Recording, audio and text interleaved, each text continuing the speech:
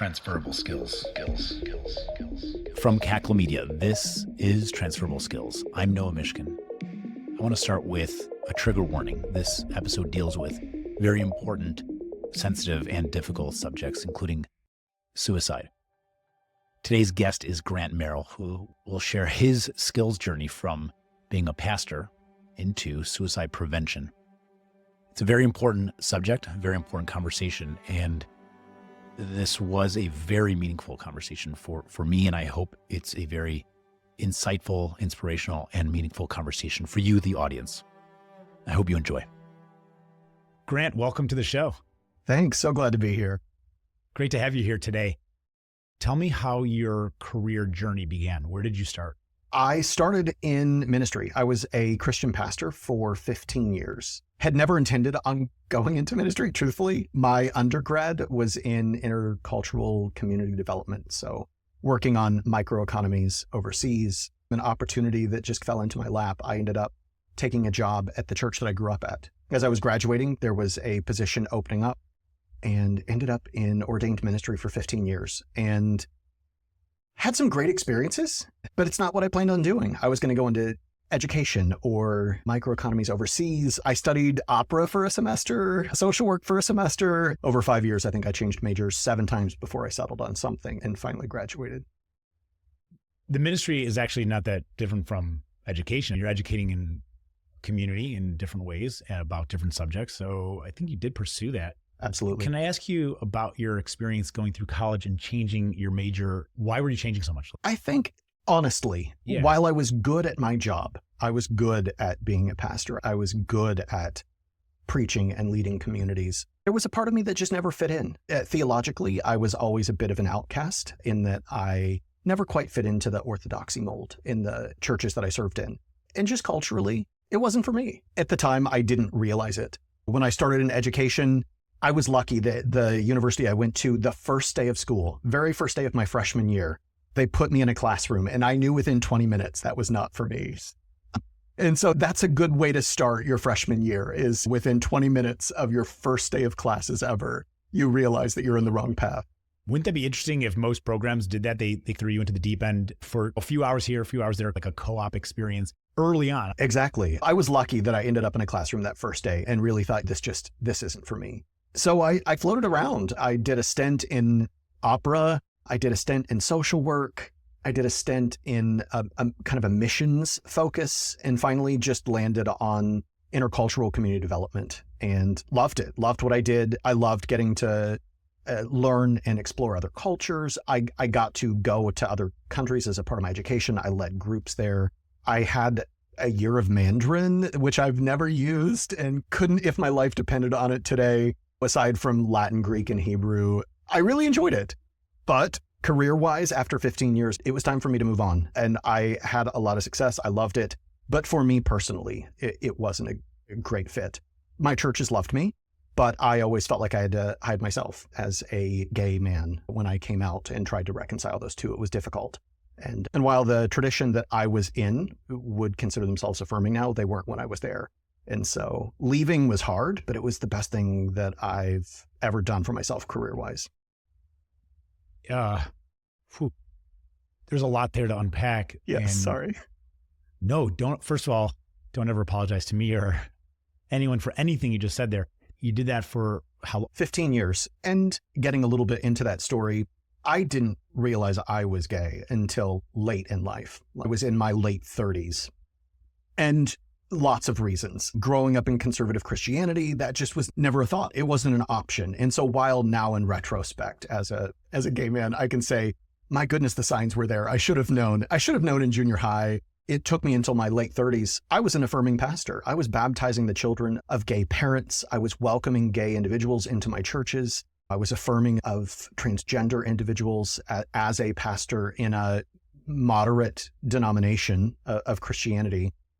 But I wasn't able to look at myself and say, call is coming from inside the house. And so when I realized I was gay, I was actually at a church function. I was teaching a class on human sexuality because our denomination was preparing to split over it. And I worked for a very progressive church. And so the denomination, the bishop had asked us to host a session and a study on human sexuality. So I was teaching a class on the Kinsey scale and talking about how sexuality is a spectrum. Not every church would do a class on the Kinsey scale. For sure. But I was teaching a class on the Kinsey scale, and it was while I was teaching that I've got my boss and the bishop's assistant and all these community members that are a part of this workshop that I was teaching, that I realized in front of them, I was like, my goodness, I'm gay. I'm gay. And that was at the time, nightmare fuel, realizing this as I'm teaching a class in front of all these people. But in retrospect, it was such a gift to finally piece that together. And it was about 3 years later, ex-wife invited me to come out. She had noticed I was struggling with some things and just was concerned for me. And so in the height of the pandemic, November of 2020, had a tough week of work at the church. And of course, the pandemics of racism, aside from COVID and everything, that was a hard year. And she invited me to come out, and it was the greatest gift, honestly, to be able to be myself. And we amicably decided to split that night. We kept it to ourselves for a while, other than our closest friends and family. And then I came out publicly later on in 2021. I can't imagine the emotional difficulty that was of splitting and going through that processing period. And what a gift to have somebody support you and help you live your truth, as opposed to this feeling that you never were honest or true to yourself. And so to have somebody help you go through that door, cross that threshold, and be able to be yourself, somebody that you obviously care for and who cares for you, that's a true gift in life. Absolutely. And we still have a great friendship today. She and my husband and I all get along. We live not too far from each other. We co-parent very well. And it's been a gift, honestly. I like to say we are better friends than we were ever spouses. And our relationship has been much, much easier and has just been a delight to work through together. It took you a long time to realize who you were, even if the signs were there. Why do you think it took that long? It's that toxic theology. And I know that's not just inherent to Christianity. I think every religion has sects and aspects that some might place in that folder. But I can remember in retrospect, looking back, I can remember the first time I had those kinds of feelings. I always forget if it's 7th or 8th grade. I can picture this guy and feeling, my goodness, he's cute. But instead of thinking I'm gay, I thought I was broken. And even years later, as I was affirming others, that never even crossed my mind that I might be gay. I just had this inherent sense that I was broken or wrong instead of gay. So you were trained to not acknowledge it. You were trained to say that's an impossibility. Exactly. So therefore it can't be me. Exactly. That's hard. Yeah. I feel so lucky to be where I'm at today. And I feel lucky that I was able to get to a place where when I finally accepted that for myself, when I realized it, I could celebrate it. And it wasn't something I felt ashamed of. When I realized I was gay for those 3 years, I'd never intended to come out. I said, you know what? If my family's happy, then I'll be fine. You're a martyr. Exactly. And when I finally came out, I really began to realize that I have gifts and skills and abilities. And that's something that I never picked up on. I began to realize all these things that I'd swept away were things that could help me be a better version of myself. And I think just professionally, even though my career has changed since then, professionally, I'm better at what I do because I bring my whole self and I don't feel like I'm stuffing part of me away. Yeah.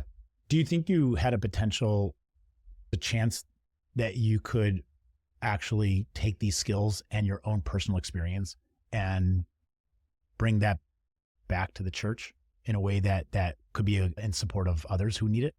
I think I could. I don't think I will. I think I could.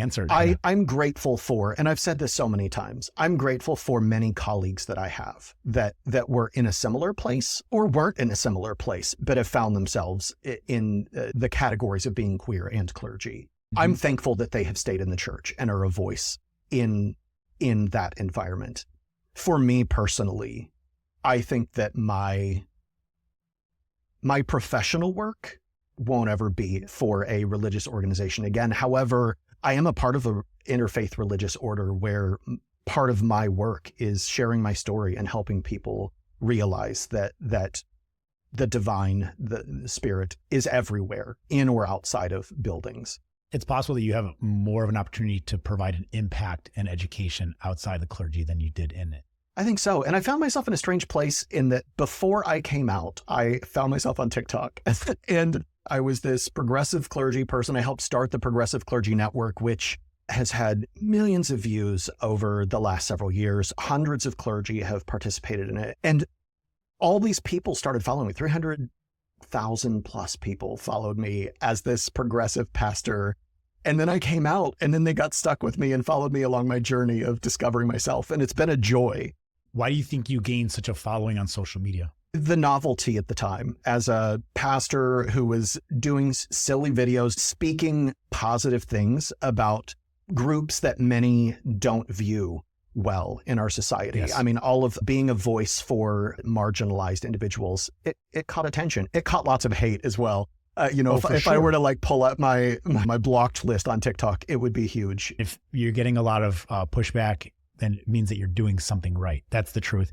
And you can call it novelty, and that's possible. It is novel, meaning that it's new and different, but it's also relatable. And that's why it's meaningful. That's why you have a big following. It's that because people want this. They want that relatable bridge between their theology and spiritual connection. You had that big following probably because you're the person that people are looking for. Yeah, thanks. Education was something super interesting to you. You got into pastoral work. Mm-hmm. Did that fulfill that interest in some ways of being an educator, but without being in a classroom per se? Absolutely. I love teaching. I'm a nerd. I love learning new things. I love watching documentaries. One of the things that I really enjoyed as a clergy person, I worked for the last 8 years, I worked for a more traditional style faith community. And so we would follow the liturgical calendar. And I just enjoyed teaching people things that they never knew about church history or about biblical history or the roots of words, or really finding ways of making theology seem applicable instead of just something to listen to once a week. Yeah. Wow. I think I struggle with that personally in my life, that theology should be rooted in history. It should be as an inspiration for a code of conduct and how to live an ethical life and how to make decisions that are ethical. I don't know if it's offensive to some people, but I'm going to say it, that the subject can be replaced and it somewhat doesn't matter. Whether you insert a deity, a god, a name, an individual, a leader, that's the conduit, that's the vehicle. But ultimately, it's about the values that are being portrayed through these stories, the narratives. I'm right now in a place where I'm showing my kids films that I grew up with from the 90s. And sometimes because of what I remember, I will watch them first to preview to see if it's appropriate for them. And sometimes they're a little edgy, but fine, we'll watch it. And sometimes I'm like, no, that did not age well. And we're only talking about 20, 30 years ago. Absolutely. And so now if you talk about certain rules or lifestyles that are written in codes that were thousands of years old, the question is, I'm not suggesting to rewrite history. I'm not suggesting that we abandon our background and our values and our ethics. I'm questioning, though, do we know things more now? And how do we code switch? How do we update, modernize? I know that's really, people get very sensitive about this. And I'm not talking about changing the words and the liturgy. I'm talking about how do we apply into our lives in 2025 and beyond? Absolutely. The meaning, essence of our rules and our ethics and our values in a way that is meaningful to today. If our theology doesn't contextualize God or divine or deity or however we want to express that, if that doesn't contextualize into our world and make us a better neighbor, then it's not serving us well. Theology always has to be rooted in where we're at. It's not a bookmark for a time in history. It is meant to grow with us as a society, I believe. Yeah. And like you said, practical application. There's a lot of rules in the Old Testament, and they're unrelatable, either because they're specific to that context. And so therefore I literally cannot follow that rule. I cannot do that. We try anyway, though, don't we? We try. Yes. But the question is, okay, what do I learn from that? And how can I apply it in a unique way today? I think it's wonderful to find ways to make it relatable. Absolutely. What are the skills that you think distinguish the good pastors and spiritual leaders from the ones that might have room for growth? My best years as a clergy person were the years when I realized that my ministry, being the churchy word, my work was not for that congregation. It was for the community around that congregation. And making that congregation realize that their work was not within those walls. It was outside of their walls. I loved the years that I worked at churches that had preschools, and we had parents that would never set foot in our building on a Sunday morning, but they were in our building 5 days a week. And we got to build relationships with them and be supportive in times of loss. I loved the opportunities to work with coalitions, other places of worship, other faith communities of interfaith relationships that I had. If a pastor is listening, if a clergy person is listening, and they don't realize that their main ministry is not within their four walls, then there's room for improvement and growth. Yeah. Do you think that a lot of people within a community, a religious, spiritual community, want their leader to be somebody much higher than them that they look up to and are trying to grow and strive to be? Or do you think that they want them to be more relatable and on their level? I think that what they actually want and what they say they want are often two different things. Yeah. I believe that to be true. I struggle with some of the spiritual leaders that are unrelatable because they're so far to the right of their own community. And a question I have often is, I ask myself, okay, if I can step back and stop being so pessimistic, so critical and judgmental, is that actually helpful? Like, for instance, I should probably be inspired and motivated to take on more, to be more observant by way of being inspired by my leader. But I also, it's a double-edged sword. I don't want them criticizing and saying what you're doing is wrong. Absolutely. This is my lifestyle. Don't tell me what to do. But then I ask you to tell me what to do. Yeah. Maybe it's a no-win situation for some of those people in those positions, in as much as it's the same for me. It's a no-win. I want them to be an inspiration and be more conservative than I am. So that way I am motivated and inspired to take on more, to be more observant. But then also, if you're too far, I can't relate and I'm annoyed. Yeah. I think at root, we all want God, and in turn, those leading our faith community to look and act like us, because there's something beautiful about that kind of incarnational view of the divine. But when we idolize ourselves and we demand that, that's, I think, when it's difficult. When you put in your 15 years and you felt like you had done enough and you wanted something different, it was time. You needed something different. Did you know what you wanted to move into yet? Or did you take some time off and explore that? How did you figure out what you wanted to do next? Not at all. I didn't know at all what I wanted to do. And to make a long story very short, when I chose to leave the faith tradition that I was a part of, originally my denominational leadership was supportive of me being gay, even though the denomination itself was not necessarily in a super supportive stance. They said, sure, you can be gay as long as you're single and celibate, which sounds lovely when it's not you who's considering being single and celibate. And originally, that's what I'd planned on doing. I was going to be single and celibate. Told my ex-wife that, told my family that, started counseling just because that was a season where I needed all the therapy help I could get. And in the midst of my counseling relationship, my therapist said, let me understand this. You are coming out as gay, and you've never even been on a date with a guy. And I was like, when you put it that way, it's wild to think about. I knew in my heart, but I'd never been in that place. And so I dipped my toe into the dating pool. And in the midst of that, met my husband, had a magical first date, knew right away that he was the guy that I wanted to spend the rest of my life with.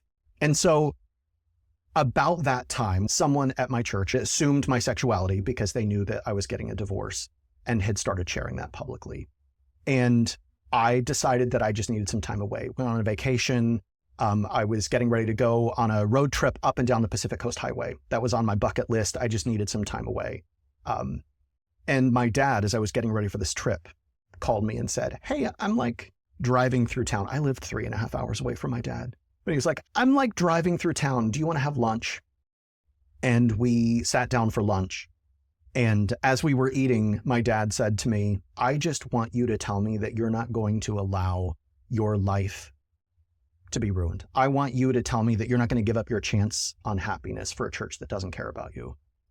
And that was what I needed to hear as I left for this vacation. Felt like myself for the first time because I wasn't trying to balance who I was and where I work. And after a couple of nights, I called my now husband and said, I think I'm going to quit my job. And he was so supportive. And so I came back from that trip, put in a 6-week notice because they needed time to find someone to take my church over. It was about a month after I left my job that I got a job as a project manager for a nationwide commercial sign company. And I didn't love what I did, but I worked for safe people. And that's what I needed for a season to figure out what I wanted to do for the rest of my life. I enjoyed what I was doing, the details of knowing companies' branding and helping design what would work best on the fronts of buildings. In a lot of ways, the organizational work that I did as a pastor came into that. As a project manager, I was doing on a small scale what I was doing on a year-round scale as a clergy person.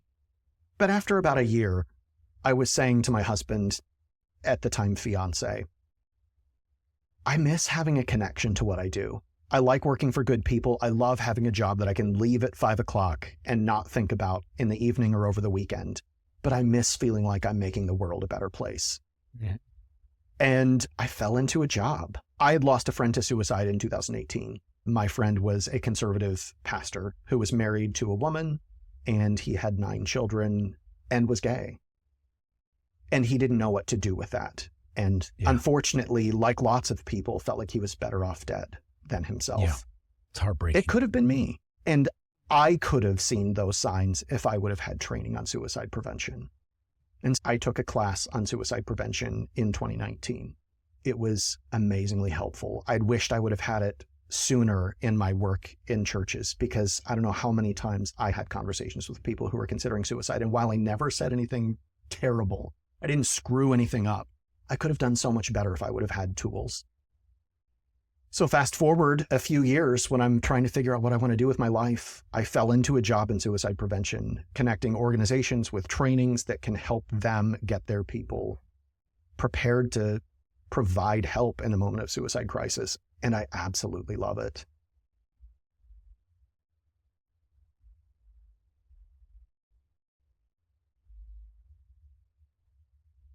Oh, sorry. No.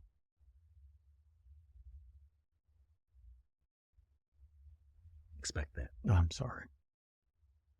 You lost a friend, and what you wanted to do was to take a suicide prevention class to help you see the signs and to give you the tools and skills and strength to be able to see those signs and to do what you could to help others. Yeah. And some of that was probably reacting to feeling helpless and not doing enough in your mind.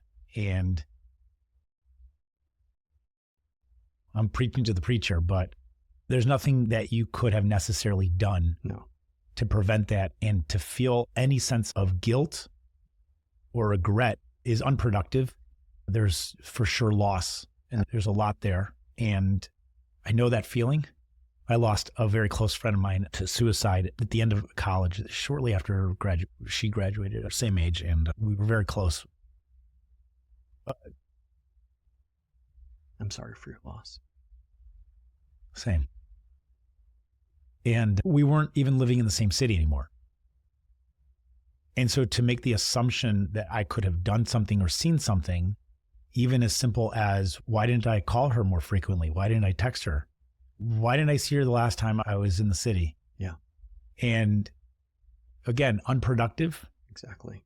And we put that guilt on ourselves because we think that maybe there's an explanation, a rational explanation to what happened, and maybe it was preventable, and maybe it is, and hopefully it is. And the work you're doing is trying to prevent it, at the very least, giving others support and the ability to see those signs before it's too late. And it happened. So then what do you take away from that? How do you serve the legacy and life of that person that you lost and find a way to preserve their legacy by way of helping others to prevent loss in the future? And I think you're absolutely right. I don't do what I do because I feel guilty. I could have noticed signs, but at the end of the day, we all have choices. Would I have loved to have had a conversation with him in retrospect? Absolutely. But what I get to do now is help people. The lovely thing about what I do is it's not for professionals. We have lots of mental health professionals that take part in the work of suicide prevention, but it's really geared towards moms and dads and friends and bus drivers and teachers and neighbors and cashiers. All of us play a role in keeping our community safer from suicide. In the last year, as I have gotten a chance to hear people's stories, and I spend 8 hours a day talking about suicide, but as I hear people's stories, I realize it's just something that all of us are impacted by. No matter where we are, it's likely that all of us at some point in our life will be impacted by suicide. And so just feeling free to talk about it, feeling free to recognize that it's a real conversation that we can have, and that arguably there's always hope. I've never been in that place personally, but if I ever were, I believe that there would be hope if I look for it. And so helping people find the good, helping people listen to life speaking back to them. It's funny. It's funny transition also. In your work as a pastor, you're trying to get a big message out to an audience. And immediately when you're describing your next job working in signage, I was like, oh, you're doing the same thing for others' messages to get it out there to a big audience. Many people I have talked to transition into the career pivots that they made was that they were following a calling that they have been ignoring for a long time, much later than they should have been hearing the signs, as you described in some ways, that they should have been more sensitive and aware, and maybe now are living that truth or pursuing that path. And it's so funny because really my entire life, I've fallen into these roles. I fell into being a pastor, not what I planned on doing. I fell into the sign work through a temp agency. I couldn't find a job and they sent me to this company, and it was a great place to work for a year. I felt safe there and I enjoyed it, but I fell into it through a temp agency. And I fell into this role as well. It was an organization I was familiar with because I'd taken one of their trainings. My sister trained for them. That's how I'd heard of this role and just fell into it. I happened to be exactly who they were looking for at the time for a new role. And so it's something serendipitous about finding purpose when you weren't necessarily looking for it. Yeah. That's when most good things happen. Absolutely. You weren't necessarily looking for it. I didn't know I needed this, but now I know I can't live without it. Can you describe some of the necessary skills to do what you do effectively? Yeah, absolutely. I volunteer with the American Foundation for Suicide Prevention. I volunteer with the state of Indiana some. I enjoy getting to help. But in my professional role, I help connect people to the training that's right for them, because there are multiple levels of knowledge that we can gain. And I think that's really the skill that I had been thinking about what skills I use from one career to the other. And obviously, like just being in relationship with others, being a mediator, and being creative in approaching things, creative financially. When I was a pastor, there were times when we just didn't have budgets to do what we wanted to do. And so I had to come up with creative ways of doing it. Just organizing events and thinking logistically, being a project manager for the work of a congregation. But I think being a connector has been the skill that has taken me through everything. You can learn all kinds of things. I had to learn content knowledge for mental health care because I didn't study mental health care. I wasn't a professional in suicide prevention. But you can always learn content, but you can't learn the ability to connect people to what they need, to connect people to other resources, to other individuals in their community, to organizations that can partner with them. As a pastor, that's what I wanted to do. I wanted to connect individuals in our congregation to the community around them so that they could make it a better place, not to make it look like them or to make it look like our theological perspective, but to make it a better place, to help feed kids, to help schools when they needed assistance, to help volunteer at organizations that were doing physical good. And now I get to connect people not only to trainings that they're looking for, but also connect them to resources in their own state, to connect them to resources that can help them. Being a connector has been the common thread, really knowing what resources there are and helping people find them. You're like an individual marketplace. You're like a one-stop shop. Come here and I will find the right way to connect you to what your goals are and what you need. Exactly. I would argue that's what we all want to do with our career, right? We want people to be connected to what's best for them. We just hope it's what we have to offer. I think we'd want to be seen or viewed as people have confidence in you and trust that they can come to you when they need something. And we want to feel like we are in service of others, our friends for sure, our community at large, globally, nationally, whatever your impact range is. I think we want to instill that sense of confidence in others that they can come to us and we can help them. Absolutely. And I think approaching every business relationship that I have with a sense of curiosity. I don't suppose that I know why someone is wanting suicide prevention trainings. I don't suppose that I know. I don't suppose that I understand their perspective on what that should look like. And I think that's why it's been so easy for me to build relationships with people that I wouldn't normally have. It's because I approach every relationship with curiosity. I want to get to know them. I want to get to know why they are in front of me, and I want to know what exactly they're looking for. How do you stay on top of latest trends or suggestions and strategies in this world to inform others and help them? I think in lots of ways, it's really being a learner, reading things that come out, listening to new voices, listening to old voices as well. I love getting to go to conferences and hear what other people are researching and studying. I remember last year I was at a conference that's very widely attended within suicidology. And I remember sitting in a workshop and thinking, wow, I'd never thought of it before. I'd never thought of it that way before. And it was just a group of individuals from New England that were talking about their own experience. It wasn't heavily research driven. It wasn't this huge study that they had been spending years on. It was people with lived suicide experience, people who've experienced loss or thoughts themselves, sharing their own perspectives and the ways that we can use language to better help those around us. And so I think just approaching with a learning spirit, reading what's happening, listening to new voices. And I think that in everything, we should absolutely be listening to experts. And we should also be listening to those that are in the middle of it at the same time. Yeah, directly from the source, not just from the theorists. Absolutely. I think both are important. Sure, absolutely. If someone wanted to learn more about this stuff, is there any recommendations you have? Obviously, your bio is going to be linked down below in the show notes, so they can always click on and see more about you and the work that you do. Could you give any suggestions and maybe speak to any skills that you felt like you took away from some of that training yourself? Absolutely. For me, the skills that I have taken away are a willingness to have uncomfortable conversations. Talking about suicide is awkward. It's uncomfortable. It feels unnatural to us because it's taboo. It has been taboo. And so for me, the skills that I've taken away are just a willingness to have hard conversations and the ability to listen and help someone share their own story. Statistically, most people that are in a place of considering suicide feel alone. They feel like they don't have choices. And so helping people feel not alone, listening to them and helping them realize that they have choices and keeping them as a part of their own journey to safety.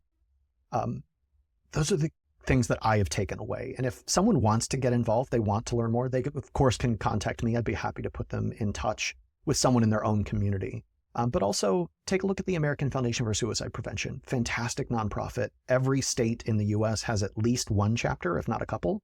And they are doing good work in your own communities. They're connecting not only survivors who've lost someone to suicide, but also just people who want to help their communities around them.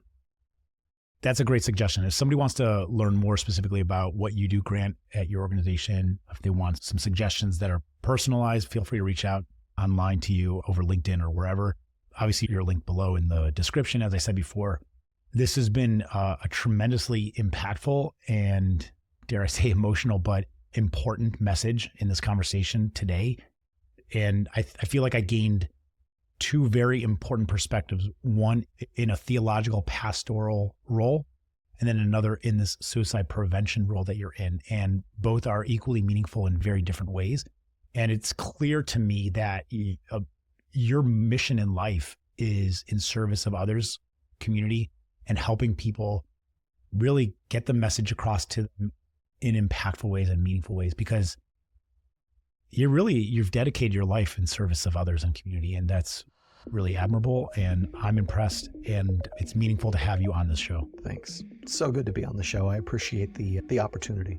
I want to thank Hannah Berger for recommending Grant as today's guest on this episode, and to you, our listeners, for joining us. If you want to learn more about the important work that Grant is doing, check out the website for his organization at livingworks.net. It's linked below in the show notes. It is considered the gold standard of training and suicide prevention. So please take a moment to check out the website, read through it, and explore it. Remember, the skills you've gained can take you anywhere. Until next time, keep exploring those transferable skills.